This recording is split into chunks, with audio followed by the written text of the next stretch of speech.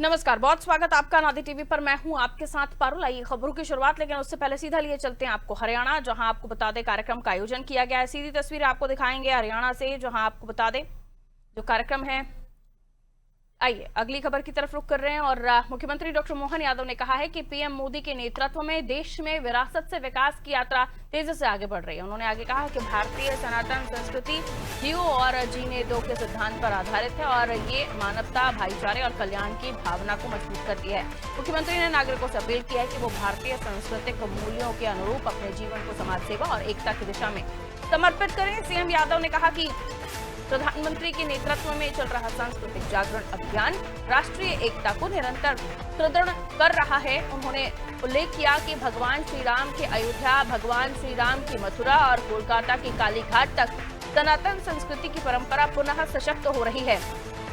मुख्यमंत्री ने कहा कि राज्य सरकार की ओर से धार्मिक स्थलों के लिए हेलीकॉप्टर सेवा शुरू की गई है, जिसमें इंदौर से उज्जैन, ओमकारेश्वर, महाकालेश्वर, भोपाल से ओरछा, चंदेरी और जबलपुर से मैहर के मार्ग शामिल हैं। उन्होंने कहा कि प्रदेश में 13 धार्मिक लोकों का निर्माण किया गया है, जिससे पर्यटन, रोजगार और स्थानीय अर्थव्यवस्था को मजबूती मिली।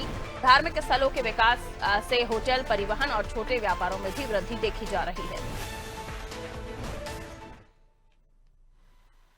हमारे लिए सौभाग्य की बात है, आज मध्य प्रदेश सरकार की ओर से आज आपके बीच अभी यात्रा रेल की चालू कर रहे हैं, लेकिन इसके पहले मध्य प्रदेश सरकार ने अपने धार्मिक स्थानों पर हेलीकॉप्टर सेवा भी प्रारंभ की है। कितना अच्छा लगता है। उज्जैन, ओमकारेश्वर, महाकालेश्वर रोज हेलीकॉप्टर सर्विस चल रही है। यहाँ भोपाल से भी राजा राम का मंदिर और चंदेरी ऐतिहासिक शिशुपाल की नगरी, वहां के लिए भी हेलीकॉप्टर सर्विस है। जबलपुर से हमारी मैहर की माता हो या कान्हा किसली पेच पन्ना हो, सभी दूर जाने के लिए हेलीकॉप्टर सुविधा भी अपने सरकार के माध्यम से चल रही है।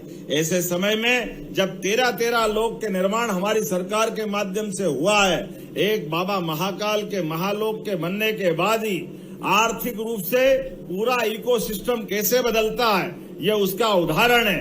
आज जहां 2022 के पहले उज्जैन के अंदर केवल साल में 25-30 हजार लोग आते थे, आज की स्थिति में प्रतिदिन 1.5 लाख से ज्यादा लोग उज्जैन में दर्शन करने आ रहे हैं। ये पूरा माहौल बदल रहा है।